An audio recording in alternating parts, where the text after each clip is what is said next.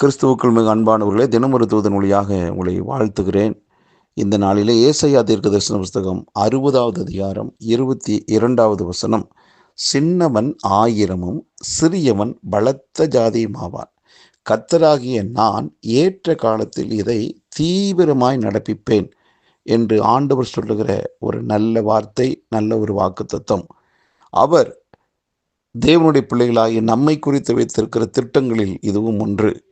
என்ன அப்படின்னா, ஆண்டவர் நம்மளை ஆயிரமாகவும் பலத்த ஜாதியாகவும் உயர்த்துவது நிச்சயம். உலகத்தில் பாருங்க, சின்னவன் பெரியவன் சொல்லுவாங்க. அதே போல் சாதாரணம் என்று சொல்லக்கூடிய அந்த சின்னவனை ஆண்டவர் ஆயிரங்களுக்கு ஆசீர்வாதமாக வைக்கிறார். சிறியவனை பலத்த ஜாதியாக, ஒரு பலம் பொருந்திய ஒரு நாடாகவே ஆண்டவர் மாற்றுகிறார். அப்படிப்பட்ட ஒரு அன்பின் வெளிப்பாடு தான் தேவனுடைய பிள்ளைகளை குறித்து அவர் வைத்திருக்கிறது.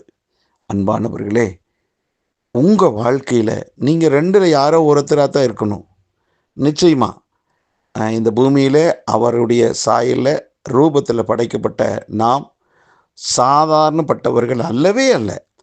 ஒரு மாபெரும் திட்டத்தோடு தான் ஒவ்வொரு மனிதனையுமே ஆண்டவர் படைத்தார்.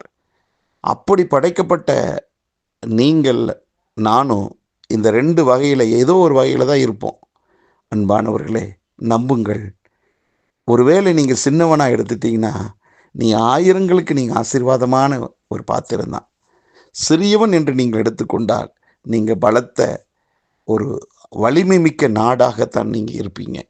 ஆகவே இந்த இரண்டில் ஒன்றாக நான் இருக்கிறேன். ஆகவே இனி வரும் நாட்களிலே எதிர்காலத்தை குறித்து நான் கவலைப்பட மாட்டேன். நம்புங்கள், ஆண்டவர் என்னை சிறியவனாக முன்குறித்திருக்கிற போது அவர் சொன்னபடி நான் உயர்ந்திருப்பதும் நிச்சயம்தான். நான் மேன்மை அடைவதும் உண்மைதான். ஆகவே அவர் சொல்லியும் செய்யாமல் இருக்க மாட்டார். எப்பொழுது நடக்கும்? இது சொல்லப்பட்டிருக்குது, சரியான நேரத்தில் நடக்கும். ஆம், ஏற்ற காலம் என்பது சரியான காலம். அந்த சரியான காலகட்டத்தில் நிச்சயமாக நமக்கு வரவேண்டிய உயர்வு மேன்மை வந்தே தீரும். அதில் மாற்றமே இல்லை. நாம் பெற்றெடுத்ததான நம்முடைய பிள்ளைகளுக்கு எல்லா வசதிகள் நமக்கு இருந்தாலும் அந்த பிள்ளைகளுக்கு ஒரே காலகட்டங்களில் எல்லாவற்றையும் வாங்கி தரவே மாட்டோம். அந்தந்த வயசுக்கு ஏற்றபடி தான் நாம் பொருட்களை வாங்கி கொடுப்போம். அதுதான் சரியான ஒரு தகப்பனுக்கு தாய்க்கும் அடையாளம். ஆகவே அந்த பிள்ளைகளை குறித்து அதிக அன்பு இருக்குதுன்னா அந்தந்த வயசில் அந்தந்த பொருளை வாங்கி கொடுக்கறது தான் நல்லது. அதே போல் ஆண்டவர் ரொம்ப அன்புள்ளவர் அல்லவா? நமக்கு சரியான நேரத்தில் வர வேண்டியது வந்தே தீரும். மாற்றமே இல்லை.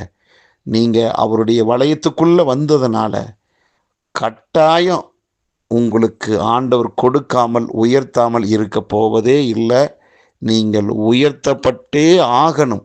அதில் சந்தேகமே கிடையாது. ஆகவே நீங்கள் எந்த பட்டியல் இருக்கிறீங்கன்னா ஆண்டவரால் உயர்த்தப்பட வேண்டிய பட்டியலில் நீங்கள் இருக்கிறீங்க. அந்த பட்டியலில் இருக்கிற ஒருத்தருடைய பெயரும் தவறி போகவே போகாது. எழுதப்பட்டது அப்படியே நிறைவேறும். ஆகவே நீங்கள் ஆண்டவருடைய கையால் எழுதப்பட்ட பட்டியலில் நீங்கள் இருக்கிறீங்க, சின்னவனாகவும் சிறியவனாகவும். ஆகவே நீங்கள் உயர்வீர்கள், மேன்மை அடைவீர்கள். உங்களுக்காக நான் ஜெபிக்கிறேன். நல்ல பிதாவே, எங்கள் வாழ்விலே எங்களை நீங்கள் முன்குறித்த நோக்கத்தையும் திட்டத்தையும் ஏற்ற வேளையில் நீங்கள் சரியாக செய்வீங்கப்பா. உம்மால் தெரிந்து கொள்ளப்பட்ட பிள்ளைகளுடைய எங்கள் வாழ்வில் ஒரு நாளும் மோசம் போகவே போகாது. கர்த்தர் நியமித்தபடியே அந்த காலகட்டங்களில் எங்களுக்கு தேவையான நன்மையை கொடுத்து எங்களை மகிழ்விக்க போகிற தயவுக்காகவும் உம்முடைய வாக்கை நீர் நிறைவேற்ற போகிற தயவுக்காக நன்றி. இதை கேட்டுக்கொண்டிருக்கிற ஒவ்வொருவரையும் வாழ்த்துகிறேன், ஆசீர்வதிக்கிறேன். இயேசு கிறிஸ்துவின் நாமத்தை ஜெபிக்கிற நல்ல பிதாவே, ஆமென்.